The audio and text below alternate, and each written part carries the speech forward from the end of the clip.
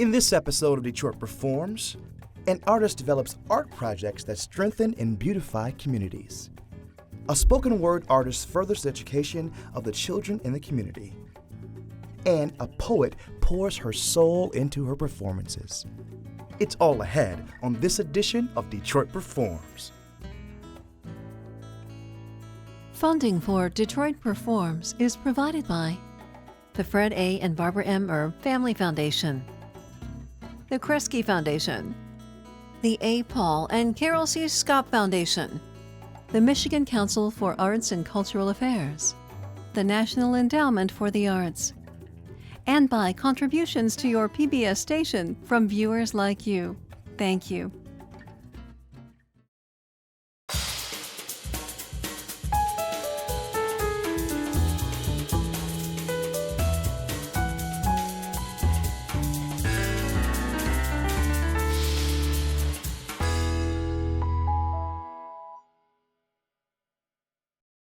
Hello and welcome to Detroit Performs. I'm your host, DJ Oliver, and today I'm at Dancing Eye Gallery in downtown Northville.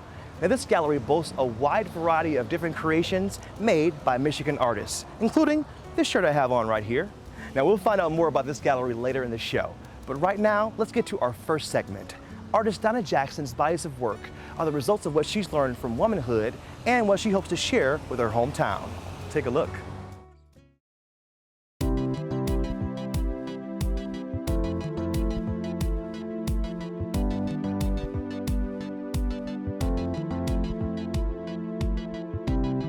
I never saw myself as a person that was an artist to create art for others to enjoy. That wasn't the point. The point was for me to get to know who I was. I was in Houston from 2005 to 2010. I was hearing so much about the insurgence and the change of Detroit. And I was seeing all these different faces of who's doing this, these transitions and all that. And none of them looked like me or my friends or my neighborhood, none of it. Like, I need to create something to make sure people, these voices that I know that are there can be heard, seen, and people are aware of it. And that's what I started doing as project manager. I wanted to reach out to other artists. Door of Opportunity is a transition of physical doors into art. And I wanted to make sure that the collection we got was this really good mix of what was really going on in Detroit with artists. With these doors, you can do a few things. You get a voice, you get your artwork in the communities where it truly, truly matters. And then you also get to engage with other artists that may feel the same way that you do. Today, we're installing Doors of Opportunity in Bates Academy. I love that it is a school and a system that I grew up in. And being able to do that and bring art to that school is really exciting. It is a process, and it's one we had to learn. We learned that we needed team members, we needed movers, we needed people that understood the delicacy of art. The theme was Detroit. We all really do see this city in a different way, so it's so important to give someone that chance to show that. We always go to diversity meaning skin color or gender. No, I mean, thought process and experience diversifies us, right? And we need to really give that more power or value it more. And I think that's what I try to do with my projects. What I hope the students get from the installation is knowing that you can make a career out of being an artist, that art is something that should be a normal part of your everyday life and space, and seeing art made by people that are from the same city as you and most likely look like you. I think those are important. I think people see me more as that person that develops projects, that supports exhibits and support other artists, and I'm good with that title. It's not until you really get to know me that I may share my art, my personal art. Colorful Women is my personal art series that I have been doing since 2005. I am very good at being a human being. I am very good at being a spiritual being. I am about being a woman. It's one of those kind of weaknesses that I have that I'm trying to work on, being comfortable in my skin as a woman. And I have nieces and nephews, and I want them to be comfortable in their skin in that same way, whether they're male, female, or whatever they're feeling.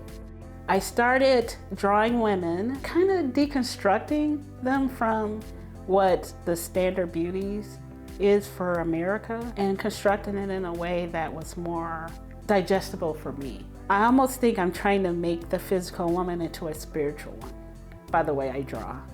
And the funny thing is, I called it Colorful Women, but when I first started, I only drew in black and white because color scared the hell out of me. But as I continue, I think art calls you and tells you what to do. And so the colors start kind of just phasing into it. I started seeing small sentences just occurring in my illustrations. And then it went from small sentences to like paragraphs, like, oh, maybe I need to, look into just sitting and writing and seeing what that feels like. A lot of time the inspiration to write is listening to other people, their stories of being women, our own experiences in the neighborhood, experience with family, pretty much. Anything could spark that inspiration. It is a lifestyle of doing something creative every day.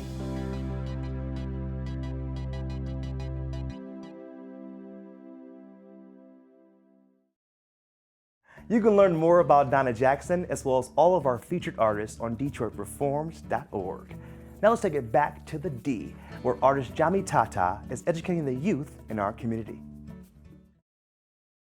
You are the pride of the universe, saving trees by planting seeds in the minds of babes as well as the fertile ground we see.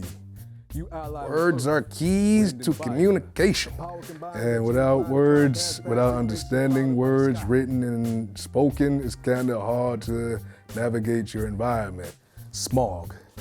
We all fall. We all fall. But we get up. The sky falls. I am a writer, so I have written since I was little. I have learned the art of performance, poetry. This is my name. This is our name. You can't take it away. My inspiration is revolution.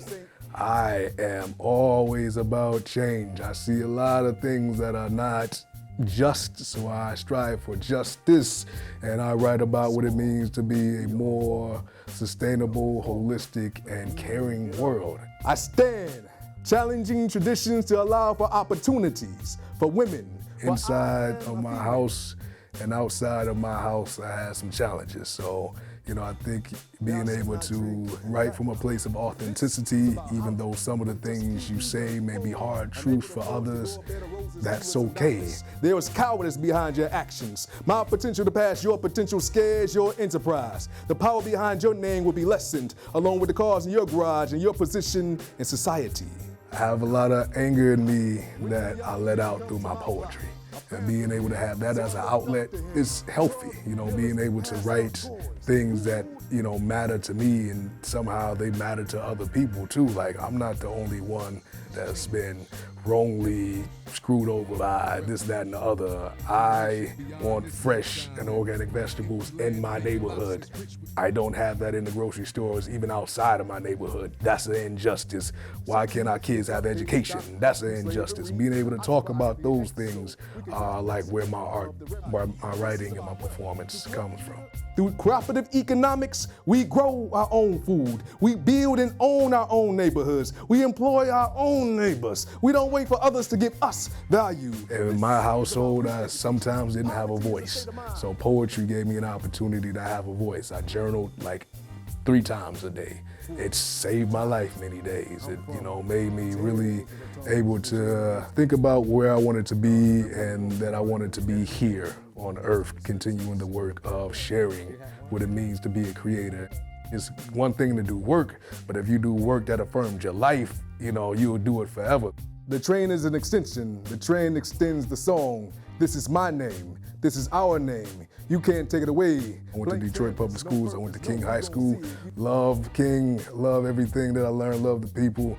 But my educational journey was tumultuous, and I think I survived because of the support that I received supplementally outside of the school system. In 2005, one of the things that was dismaying to me was the systematic closing of schools. I thought they deserved more. I thought they deserved better, and it shouldn't start tomorrow, it should start today. All right, next word is what? Adolescent. All right, what does that mean? I founded No Allegiance Nation with the goal of building a nation of knowledge seekers, and we do that through consciousness raising and literacy attainment. So there's 3 pillars to our nation building work. So we have our basic literacy that we do through poetry and entrepreneurship. So we teach kids how to, write for themselves, basically affirming and creating self-worth. The second pillar is sort of our advanced literacy that we do through broadcast journalism. So I'm a community radio DJ, and I teach the young people about community radio DJing. So we are excited to kind of have our own mechanism to broadcast stories of Detroiters and Detroiters in Detroit neighborhoods and those voices that are marginalized like the young people. And then sort of the last pillar is survival literacy. We do that through agriculture and agrarianism. So we teach about land justice, we teach about food sovereignty, we teach about growing your own to feed yourself. I have 3 gardens that I grow at. We have a market, a community, and we have a healing butterfly garden that we manage. So we are going to add words to a circle. They can either be your words or they can be words from the dictionary. Every Tuesday and Friday, we have the Illuminate Literacy Entrepreneur classes. The young people are being introduced to a dictionary. They have words of the day, and every day they come in, there's usually 2 or 3 words on the board, and they get a chance to write the definition, learn a part of speech, use it in a sentence, and use it in alliteration. Active, attack, and asset. I think it's basic skills that, everybody thinks they know, and the young people kind of support each other and just reaffirming that you don't have to know everything. And also, too, we're growing together. So just because you don't know this now don't mean you can't learn it and know it tomorrow. Resilience means self-determination. Beautiful. I think, the young people respect each other's space, and as artists, they're respecting the artist process of each of the young people that are in the room, but also they share their work so they can, share their alliterations, which sometimes be amazing. So they give the other students access to words that they didn't have access to. So they're building each other's vocabulary. And I kept falling, and I got up because I was resilient. Ooh, nice. In each class, we learn vocabulary, we write, and we go over performance techniques. And this evening, they're creating poems around being active, whatever that means to them. I've been running ever since Sunset stopped selling Hope and started selling CDs to my shoppers. They call it lyrical healing. He's a good teacher because sometimes he comes up with these ideas of writing that you would have never thought. And here and there, he'll push you depending on what it is.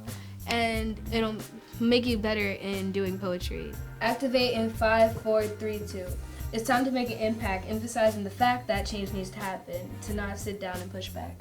After they learn about journaling and then creating poems, they learn about putting it in a format that you can give to others, and then attaching a value to that. So putting a price on their poem, so then they can sell their poem. So they learn about value from self, and then they externalize that and become literacy entrepreneurs. It's just crazy to think about that you could push yourself and others around you could push yourself and believe in you that much to the point where you have something to show everything that you've accomplished in this small period of time. If I wasn't in this program, I would have been lost. And it just makes it easier as a learning process. And it gives kids an outlet pretty much to where they can just express themselves as they choose to, which is amazing.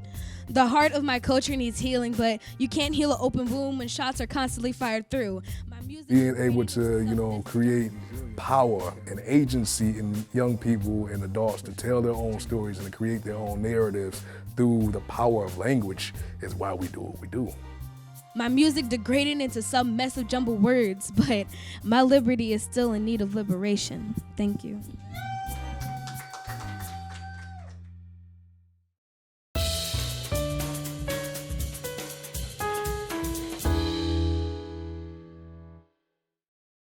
What's up, guys? I am here with the owner of Dancing Eye Gallery, Teresa Sherlow. How you doing, Teresa? Good, how are you? I'm great. Good. So tell us, how did you get started at Dancing Eye Gallery? Oh, how did I get started? Well, I was an artist, and then I worked at an art gallery all through graduate school, and I decided, you know what?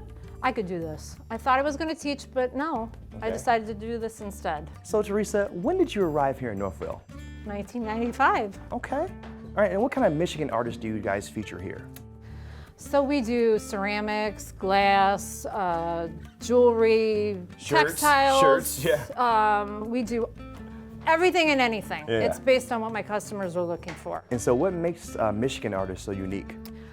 Well, a lot of our artists are open to making things for customers versus I'm an artist, enjoy what I make. For us, by us. Yes. So I think this area is very craft driven, which is a good thing, which is why we have so many art fairs, we have so many galleries. And I really think that artists are in tune to what people are interested in buying. So it makes it easier for me. Okay, so as far as your customer base, what are people left with when they leave this place? Oh, I just want them to appreciate handmade items. We sell handmade gifts. You know, you don't have to come into a gallery and think, oh, you know, I don't know enough about art or I'm not an artist. Yeah. Come in and enjoy it. Anyone could give anything that I have here for a gift. Okay. For any occasion. So one last question too. What's your favorite part about working here at the Dancing Eye Gallery? Oh my gosh, it's like free therapy, really.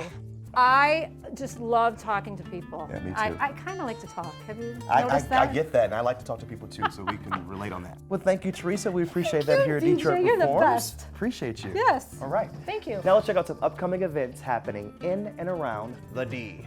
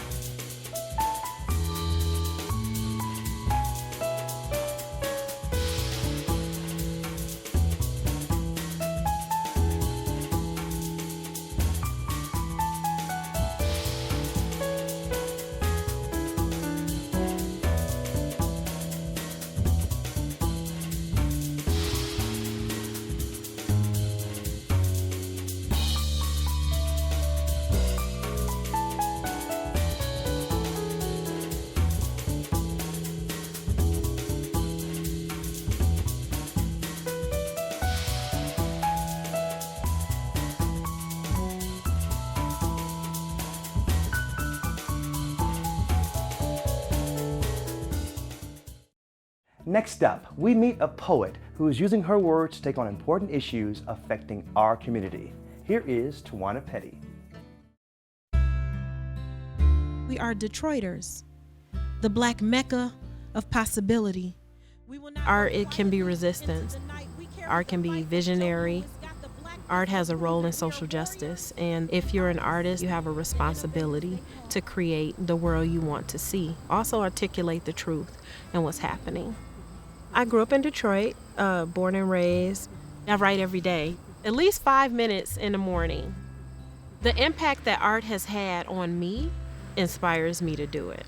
You know, I had a kind of a tough childhood, and so I remember escaping to my journal. And so I want to create that opportunity, particularly for young people, but for everyone. Like, there is meditation and healing and writing and creating and getting your story out. I used to just write about anything, whether it be relationships, but a lot of my poems are like political now. It's like I feel like I'm responding to the moment. And so even though I have like some art that I still create that talks about relationships, that talks about silly things, most times I'm engaging in what's happening in the world. I'm performing at 9405. John R. is being launched as a bookstore this week, actually. And so I'm happy to do an open mic performance to kind of kick it off for them. I know I'm going to do a poem that I kind of do as an intro poem that is like my way of introducing myself to people, and it's called If I Never Had a Sin. And it's basically just talking about like, these are the things that I've been through, but had I not gone through those things, then I wouldn't be here. Took me a while before I woke up and stopped pitying me, but took responsibility for my actions. But the fact is, I'm still growing, still learning as I go, and day by day is a struggle, a constant juggle between my home life and work. And I'm gonna do a poem that talks about like loving Detroit, because I do. A lot like you have been discarded like debris, deemed useless to naysayers and convictors. Yet you keep rising, clinging to vitality. You refuse to allow statistics to dictate your destiny, and the media will channel your journey. And then I'll talk about police brutality, particularly young black women who are missing from the narrative. They bury us in plain sight. Our brutalized bodies crash to the pavement like shattered dreams. And then I'm going to talk a little bit about love. But you do have to be a model for my son. Be willing to make sacrifices for two, not just one, because we come as a package, and I'm not willing to unwrap this for just anybody. I try to speak from my perspective, use I statements mostly, but also mostly young black children and women particularly. And I do, in some of my poetry, I talk to young black men, I talk to people of color, and I also just talk about like marginalized and oppressed communities. She travels through life like a tourist, uncomfortable in her own home, inside her own skin, tormented by the demons within her own psyche. She's running from herself, working her fingers to the bone for wealth she'll never find pleasure in having. Stress and waking up are synonyms, and she hates kissing him, but marital obligation says that she must. One-sided lust is the sum of a union she's already mentally divorced from. A lot of times the poems come from an emotional place, and so I try to think about what made me create the poem in the first place. And a lot of times, unfortunately, if the poem is something that's challenging, those conditions still exist, and so it's easy to stay in tune with what the art was about. So it hasn't really been difficult. I hope someday that those poems will be, a thing of the past, and I won't have to. It'll be something I say, historically. Historically, I wrote this poem about like racism and sexism, but that's not a thing anymore. I'm hoping that we'll get there, and I think art plays a role in that. The consciousness is shifting, and folks want to hear art. They want to hear artists respond and articulate, number one, what's really happening, and number two, a vision for where we go forward. And so now is like, it's a movement moment, and it's a prime opportunity for my art to have a voice now, where it didn't so much a decade ago. I would be writing poetry about social justice and those things, and folks didn't want to hear that. This was post-racial America, and like, we didn't have those issues. I think about the role of art and poetry in like the Black arts movement. And then I feel that responsibility to nurture younger people to know that they don't have to wait until tomorrow. Young people have a voice now, and they can contribute now. And it's not when you grow up or in the future, it's now. I have some art that speaks particularly to young black girls and young black boys, and it's basically telling them that, you're gonna be told that you're not something. And, I want to tell you that you are. You're much more than what you've heard about yourself. Black child, born to black child. They will drag you through the mud, but stay resilient. Carve your mark into the wind. Turn your nose up at the naysayers and leave the world better than you entered it. I think that art is a way to re-spirit people, particularly young people. If they feel like they have a voice and their voice is valuable, then they start to behave in a particular manner. We all have a responsibility to create a more humane society. And whether you're an artist, whether you're an educator, whether you're a mom or a father or you're a student, no matter who you are, you have a role and a responsibility to create a better society, to leave places better than you entered them, or at least don't harm them. And so I would ask that whomever you are, take on that responsibility. You are Detroit, the road to progression, the mirror image of endurance. And you hold the key to taking back our humanity. Thank you. All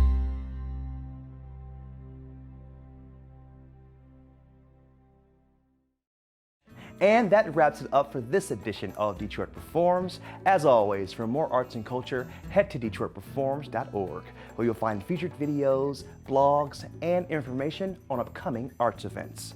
Also, check us out on Facebook and Twitter.